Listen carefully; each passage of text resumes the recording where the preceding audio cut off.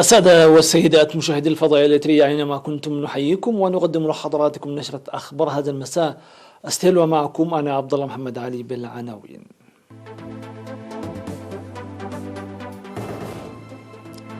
قرى في انتظار الحوامل تسهم في تقديم خدمات ناجعة في عالتكليزان. خدمات مرضية لطب الأسنان في نخفة.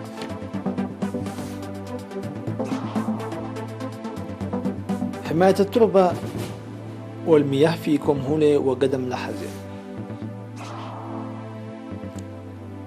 قوات بريطانية تصل إلى الانضمام للبعثة الدولية لحفظ السلام. الاتحاد الأوروبي مستعد لفرض عقوبات على أنقرة.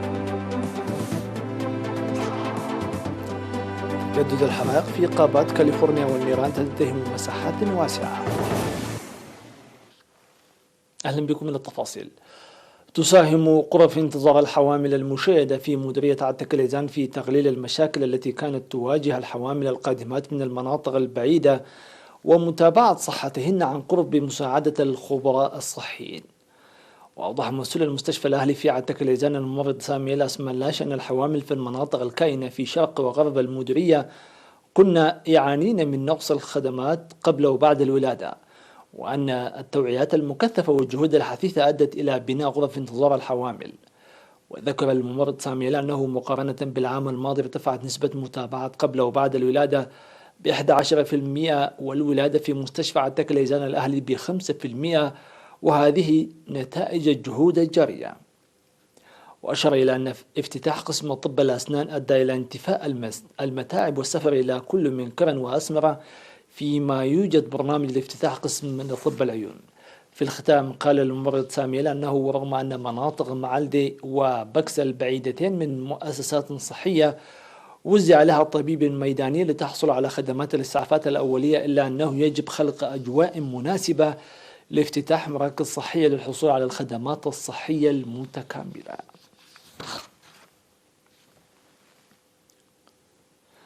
تقدم في مديرية نخفة خدمات مرضية لطب الأسنان لسكان المديرية والمديريات الأخرى.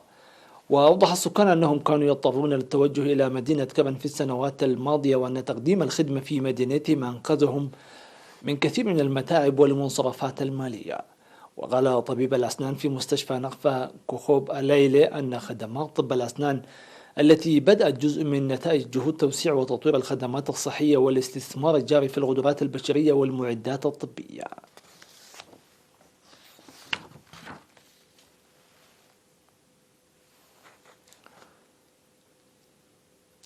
أهل مكتب العمل والرعاية الاجتماعية في مديرية طرن 21 أسرة محتاجة بالمواشي.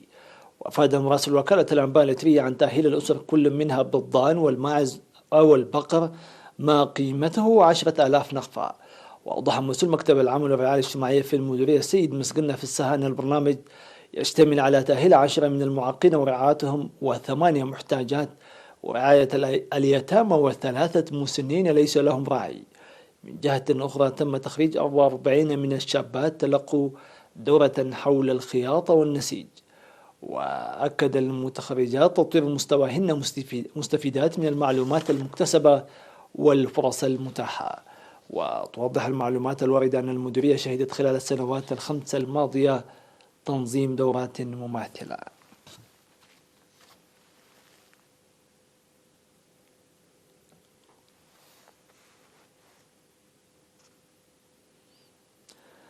يقوم سكان ضحيتي كومهولة وقدم لحزين في مديرية فرو بنفير لحماية التربة وحفظ المياه وإصحاح البيئة.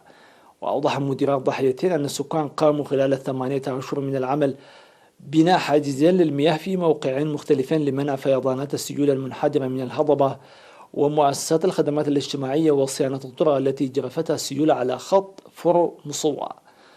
وذكر أن ضمان إصحاح البيئة جزء من النفير، وقد شارك السكان بتفاني لسد نواقص مؤسسات التعليم والصحة وبناء غرف انتظار الحوامل.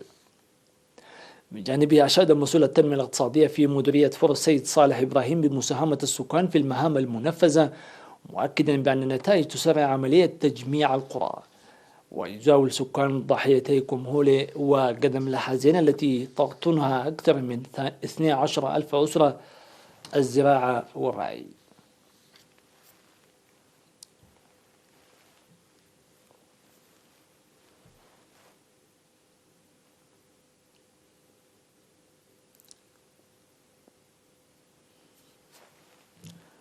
سيداتي سادتي، نتوقف مع فاصل ومن ثم نوافيكم بالأنباء العالمية.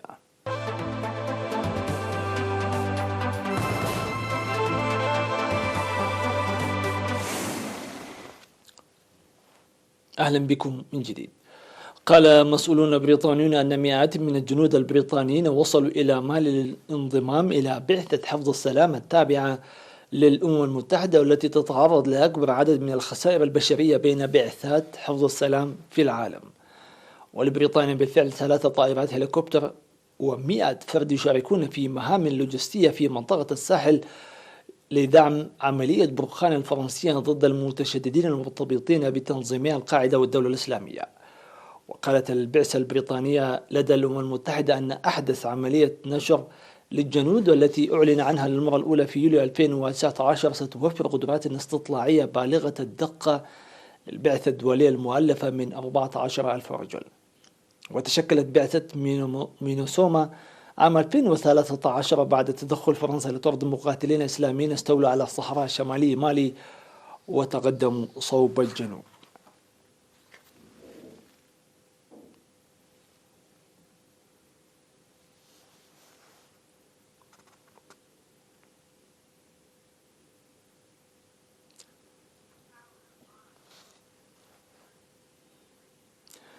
أعلن رئيس المجلس الأوروبي شارل ميشيل في مؤتمر صحفي استعداد دول الاتحاد الأوروبي لفرض عقوبات على تركيا بسبب استمرار أفعالها الأحادية وخطابها المعادي، مشيرا إلى أن أنقرة لم تخفض التصعيد في أزمتها مع اليونان استجابة للتواصل الدبلوماسي.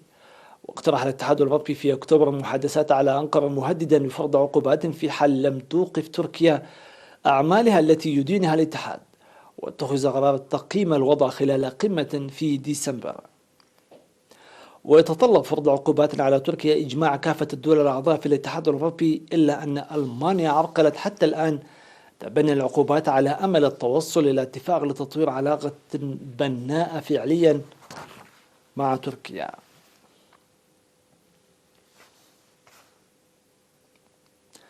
أتت حرائق الغابات في كاليفورنيا هذا العام على مساحات قياسية، ولا تزال فرق الإطفاء تحاول إخماد ألسنة اللهب الممتدة. وأبرزت وكالة رويترز صورا لرجال الإطفاء وهي تحاول السيطرة على النيران الممتدة والتي تلتهم الأخضر واليابس.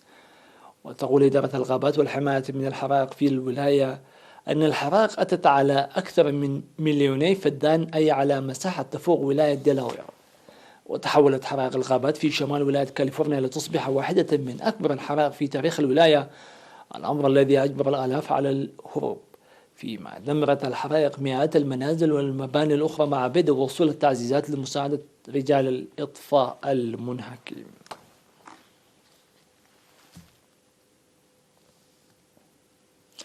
وفي الخبر الأخير بهذه النشرة، قال مسؤول بشرطة عاصمة جنوب أفريقيا أن انفجارا وقع في ثاني أكبر مصفاة للنفط في البلاد في دربن، ولم يتضح إن كان الانفجار أثر على الإنتاج في المصفاة.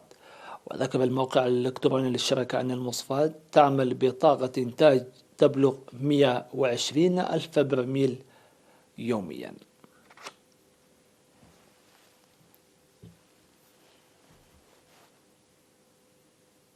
بهذا نكون قد وصلنا إلى ختام هذه النشرة، في أمان الله.